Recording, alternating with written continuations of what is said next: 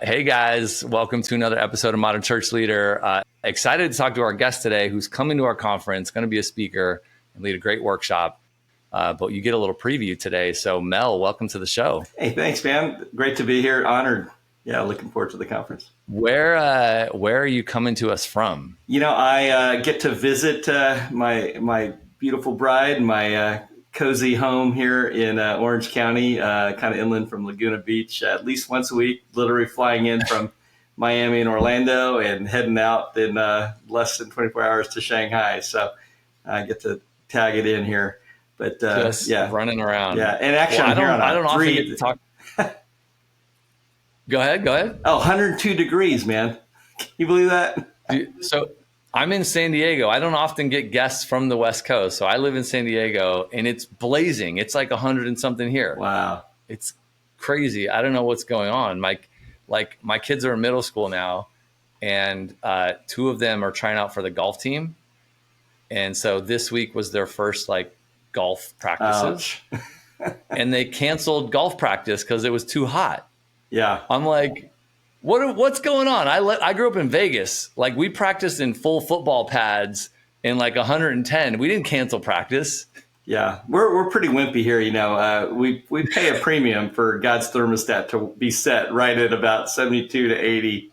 And so we freak out when the AC breaks. Yeah, trees are the natural AC. Yeah, trees are melting, grass is burning, everything's bad. But that's cool, man. Well, why don't you tell us, you do some really cool stuff, a unique set of skills and work experience compared to maybe a lot of our guests. So I'd love to hear, you worked at Disney, you do a bunch of things helping plan these kind of large experiences and all kinds of stuff. So you help not just churches and ministries and cause-based things, but you do all kinds of work. But tell us the story. Go back to how you got into, what kind of stuff do you do and how did you even get into it? Yeah, well, at the high level, we do what we call three-dimensional storytelling that lifts the spirit. So I've got a brother that's a partner that is a kind of technical digital guru. He's got a team of former Pixar guys doing proprietary software and applications for interactive storytelling. I've got another partner that does strategic storytelling, so branding, identity, strategy work. My passion focus since I was a wee little kid has been what I call spatial storytelling. Some Disney fans know that Disney had a unit called Disney Imagineering, and we basically are similar to that for the rest of the world that doesn't happen to have a group like that in-house. So at Disney Imagineering, we had over 140 different disciplines to basically tell stories in three-dimensional spaces. So everything from architecture, landscape architecture, interior design, master planning, graphic design, show set design. So we actually have all those disciplines within our, that 150-person team. So one of the things that we do out of that is we have a kind of a special ops group of us that have a kind of a passion for kingdom work. And over the last few decades, have probably worked on about 1,000 cause-oriented projects, whether it's church campuses, hospitals, schools, you name it, around the world, in fact, an entire village for survivors of sex trafficking, some of the fastest growing churches in the country from Saddleback to Willow Creek, Calvary, Fort Lauderdale, you name it. So it's been a pretty crazy ride to get to work with some pretty amazing Sherpas and gurus along the way. But like I said, started as a kid. I was born in Vietnam, earliest memories, bombs going off in Saigon, but then also remember kind of getting evac out of there before the fall of Saigon, making a trip to Disneyland, looking at the twinkle lights down Main Street, USA. And I think the fusion of bombs going off and looking at the world that was and a world that could and should be kind of made some weird wiring. So, I started drawing up future cities and theme parks and places, like I said, that I wanted to visit when I was probably about 11, 12 years old. My first Boy Scout merit badge was architecture. So just a weird kid. I wish they would have had some of these theme park designer video games when I was a kid, because I thought I was the only weird guy in the world. I wrote my first letter to Disney Imagineering when I was 13. I think. No way. Yeah, they sent the rejection letter, said "Stay in school, kid." And then, they didn't take me up on any of my free consulting of all the ways they could fix it. I'm here. Yeah. Work So, for free. yeah. So So anyways, yeah. how long did you spend as an Imagineer at Disney? I was there for about 10 years. The 90s was Okay. known by the CEO at the time as the Disney decade. And most of my time was spent focused on reimagining and redeveloping the area around the original magical little park that a daddy built for his daughters, Disneyland, which really was just a quarter section of land, 160 acres. Ultimately, we ended up planning about 2 square miles surrounding it, what's now known as the Disneyland Resort Garden District. So it was really great because Disney was paying for my graduate degree at the time. I was learning while I was doing, and I would say that was kind of my real grad school as opposed to the actual master's degree that I got. What kind of give us a little bit of the behind the scenes, behind the curtain, like when you're an Imagineer, you're there for 10 years, like what'd you learn working in that kind of environment? I mean, they're like one of the best, right? Like Disney's one of the best at this kind of thing.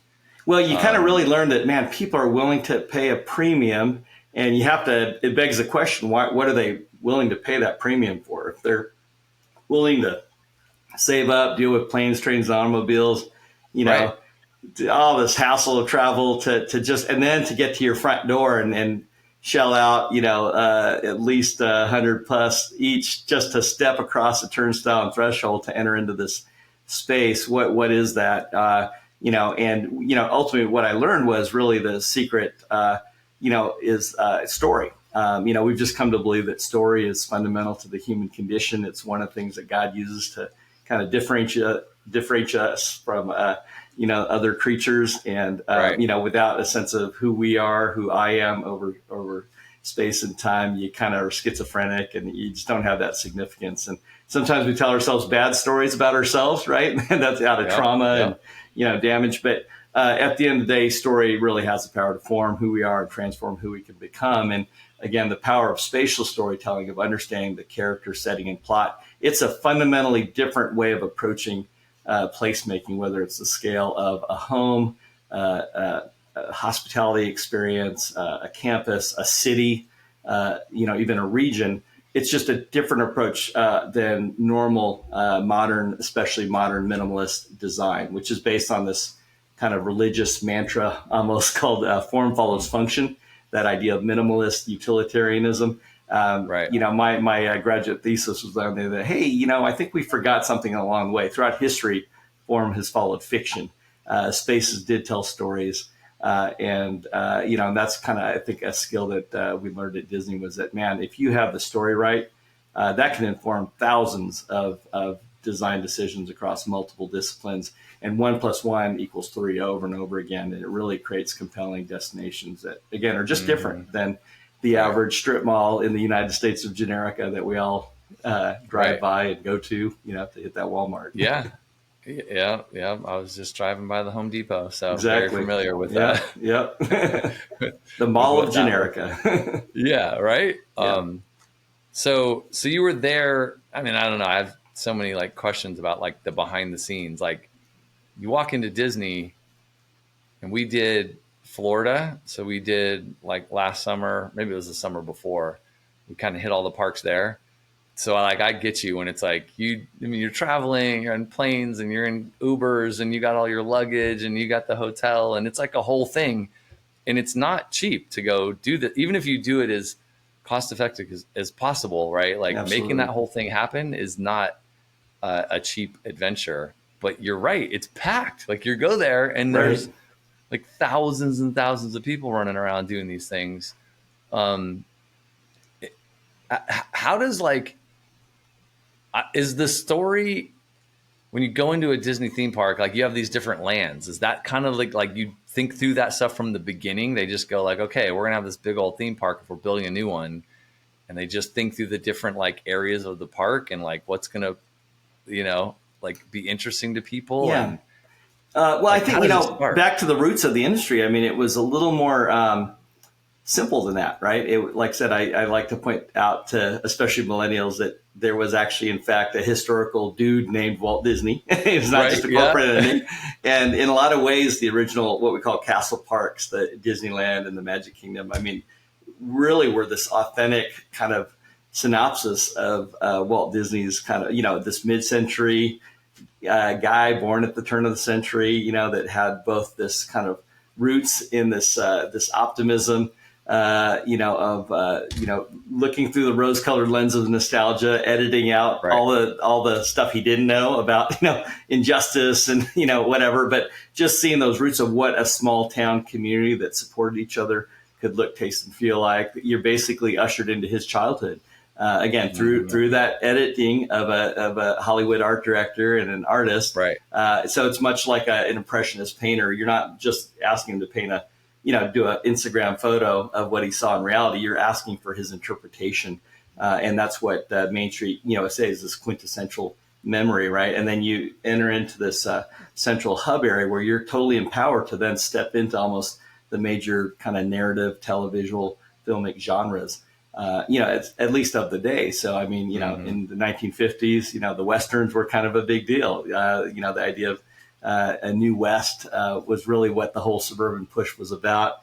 When you're stepping north into the Disney Channel through that castle, you're stepping east into the future, which, the whole idea of the space race and kind of that mid-century optimism and faith in corporate technology, it was very much of the time. And again, that's when we approach spatial storytelling. A lot of times it does have to be soil specific. Again, whether we're working with a ministry, a corporate entity, an IP, it's got to be that right mix of kind of character setting, plot, soil, story, silver to actually do something that's got some legs. It's really not just about kind of rando. Hey, let's do cartoon town. Just paint everything bright colors and whatever. I literally just got done with a lunch meeting of a entertainment attraction owner that just was dying. The manager just wanted to paint these bright, wacky, gaudy colors just to try to get eyeballs. Not a lot of thought into it. I'm like, please don't. just let us have at least one conversation with your stakeholders. We haven't been hired yet, but I'm like, okay, let's just have one conversation and have some significance to and give you some reasons for colors rather than just someone saying, I need eyeballs, to be grabbed, from the roadside. Right. Yeah. So you went from that and then you created your own thing, sounds like with your brother and some partners. And you kind of said, I want to go take this skill, this talent out into the outside of Disney. Give us an example of some of the types of projects you worked on or you have worked on. Well, I want to give credit not only to my brother Peter, but a friend named Mike Foster, who has been around, good friend with Bob Goff and guys like Jed Wilhite.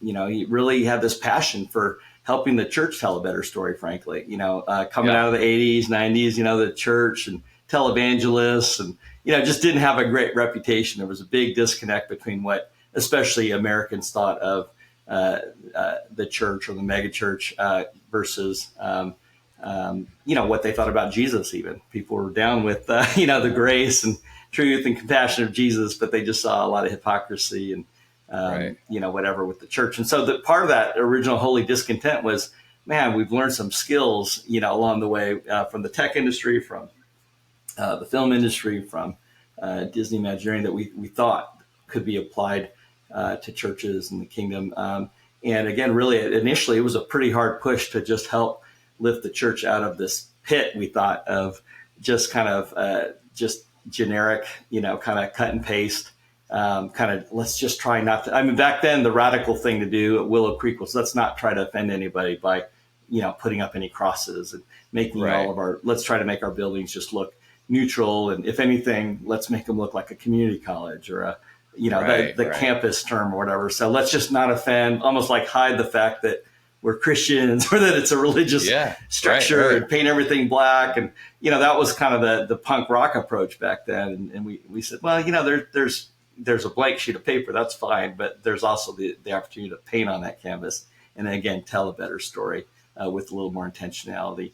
And so, again, some of I'm still thinking about some of the first churches that we encountered. One happened to be in a town that is not too far from here called Corona, Corona, California. And before there was a global pandemic named after him, everyone thought that the town name was Spanish for beer, or the actual dictionary definition was a concentric circle of light surrounding a luminous body.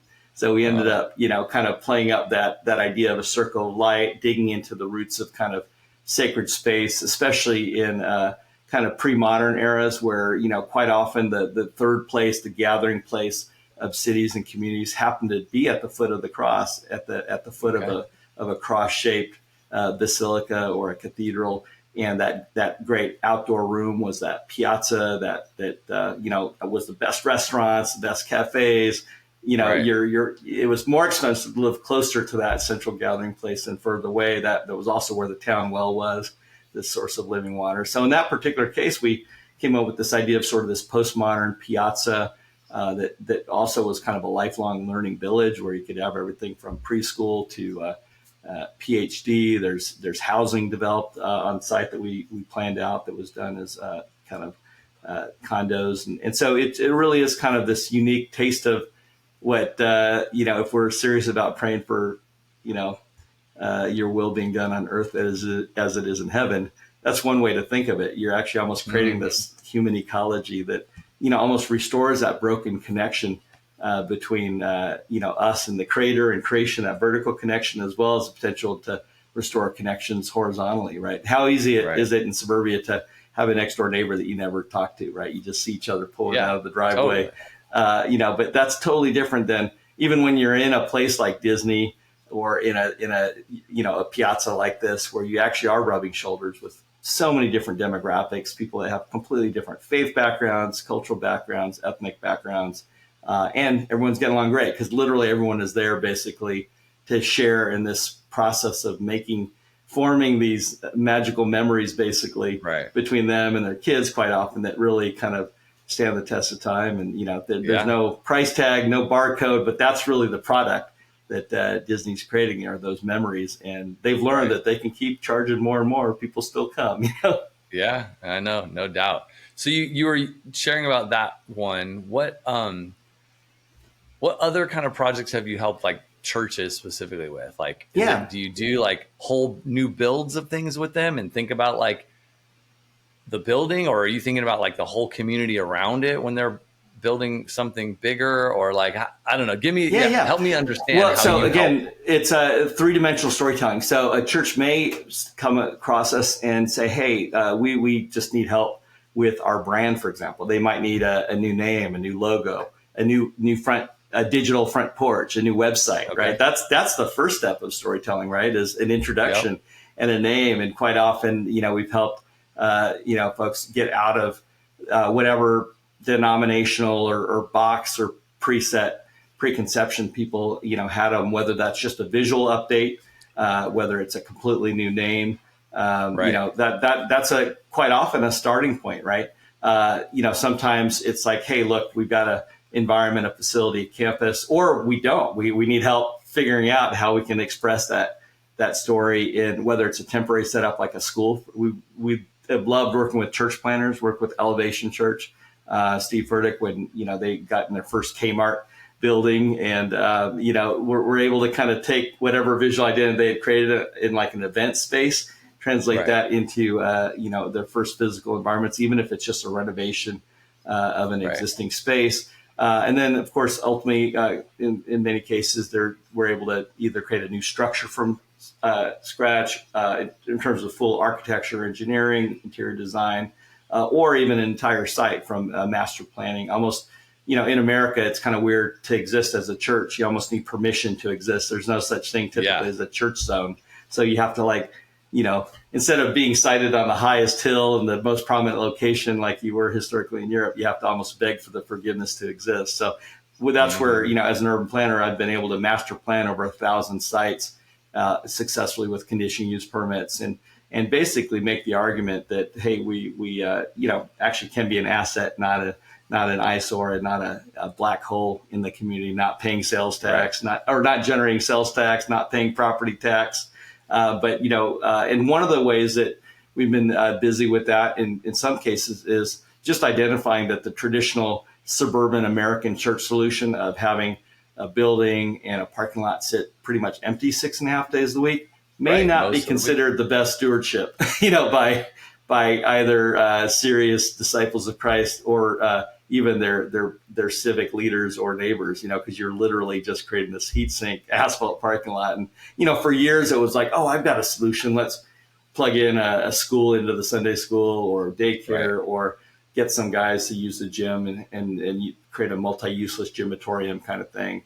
Not a lot of creativity into that. There's a lot better ways to use, that site and space and parking lot. So we've been able to introduce, there's no one go-to solution, but, something as simple as like a lobby. Like if you design it right, why couldn't that be this amazing co-working space with screaming Wi-Fi, awesome espresso, great, drop-in daycare, play centers gathering places, meeting rooms. Why can't it be the go-to place for people to kind of come together, rather than just being stuck in a office cubicle or in a spare bedroom? Right. And so again, that's not even any creativity, but that's just saying from ground up, like a narthex or a lobby, like, could it be something other than that, the other 6.5 days a week? But, again, whether it's housing, whether it's artist galleries, whether it's food halls, all kinds of solutions. One of my favorites is we partner with a local homeless shelter and turned an abandoned nursery space into this thing called Restoration Roasters that was basically providing jobs training, but it was actually the best coffee house in this big region, kind of award-winning coffee house. But, the choice of every design, every material was all reclaimed wood, reclaimed bricks. It was telling the story of restoration, reclamation, renewal, both in every person that you're interacting with, because you've got someone that was formerly homeless. Now they're, a student that kind of looks like this hipster barista. It's like this miracle transformation in the coffee. So literally cool. The coffee is a cup of compassion, taste of transformation. That's, pretty humble, but, just a conversion of a teeny little nursery room into a great coffee house. But we love like large and small scales of that kind of stuff. So it's fun. Yeah. Have you done anything where you're working, I don't know, whether it's new build or you're coming in and helping a church with like the interior of a building, where you're like helping them rethink, like, I don't know, anything related to the worship experience or any of the like like you just think of a normal church, like you got someone preaching and you got the seats, and that's kind of church, right? Yeah. So have you done anything cool there? Yeah, that's par for the course. That's really almost in most cases, whether it's a renovated worship center, auditorium, or whether it's new ground up, that really is kind of, obviously that's the engine, that's the heart and soul. And so to be able to bring that, I would say early on, the paradigm that we brought to that was very much around the idea that, hey, look, there is one of the most powerful storytelling spaces in history since the cathedrals that happens to cost a lot less than a cathedral. And that's the Hollywood film backlot soundstage. The idea of this clear span soundstage. We've done so many like really cost effective. It's literally probably about the lowest cost per square foot for column-free space you can do.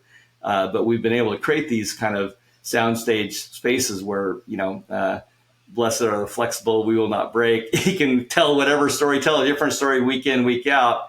And actually, rather than them look like a soundstage, we've been able to figure out all these different urban design architectural tricks to completely, whether we're just stashing it behind evergreen trees, whether we're creating false fronts facades, whether we're just orienting one corner to the street. We've been able to kind of hide the bigness by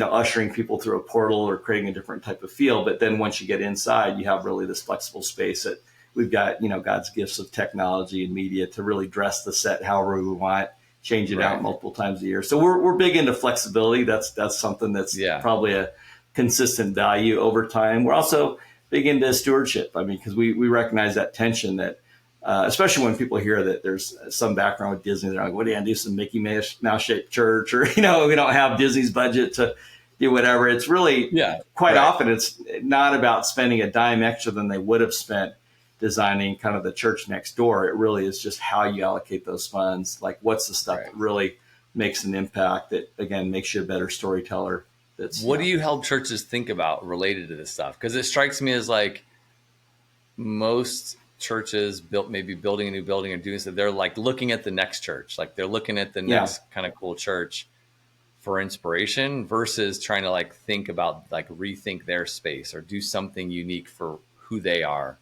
So like, how do you come in and help somebody go on that journey of figuring out? Yeah, it's a great point, because it used to be actually the standard go-to. I call him Mr. Brady.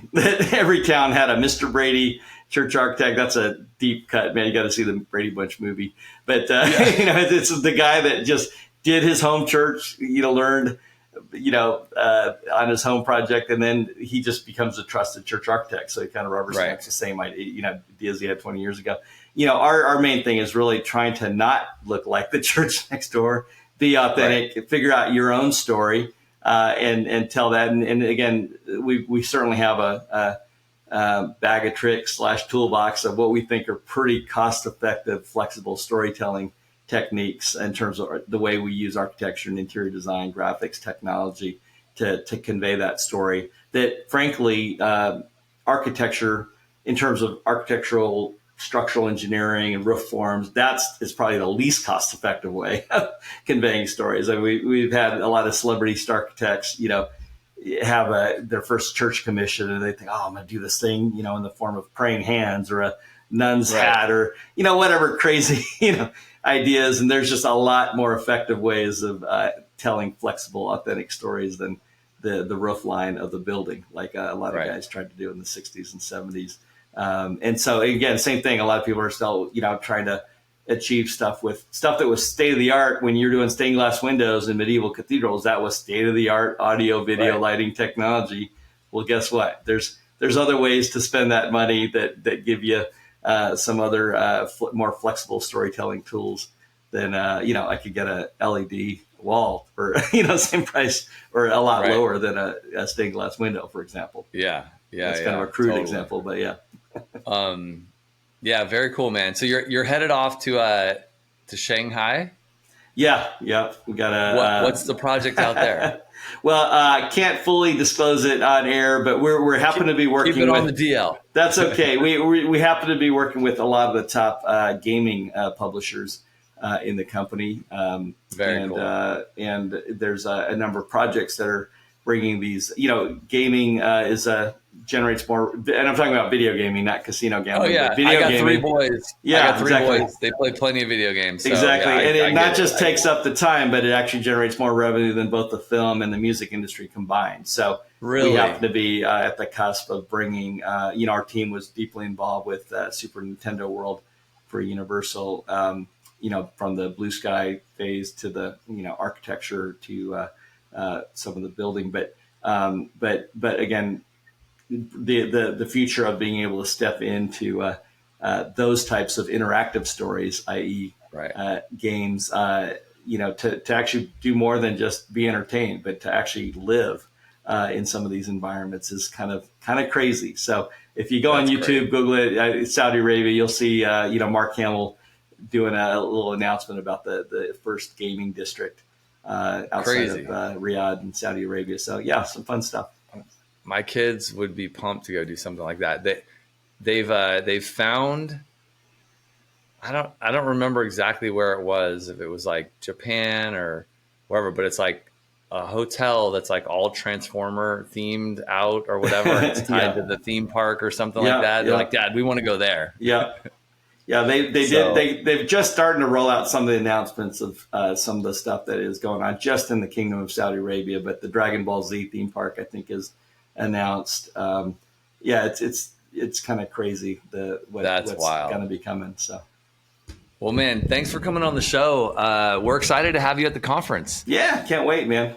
Hopefully, people got a little preview today. You're doing a workshop. Any teasers? Any like? Do you have a title yet or a working idea on what you're going to go over with people? I'm going to have to get over my jet lag, but it tends to be around that idea of again, my life's mission is this idea of 3-dimensional storytelling that lifts the spirit, and there's ways I think that contemporary apostles and kingdom leaders have been. We've just I feel like I've been humbled to get to learn from the feet of of some real Yodas out there. And it's been great to partner with guys like my heart's broken over Tony Morgan and his family. But, just there's guys like Tony that have just been amazing co-workers and the idea of advancing the ecclesia, the power of Christ-centered community to change the world. Because we just, believe it's just still this amazing storytelling and community vessel wherever two or more are gathered, that Christ is there. And so excited to share some of the real life case studies of how that's happened around the world, four corners. Love it. Love it. Well, we're excited to have you. Thanks for coming on the show. Thanks, guys, for listening. Make sure to give the show a like, spread the word, and we'll catch you next week on another episode of Modern Church Leader. See ya.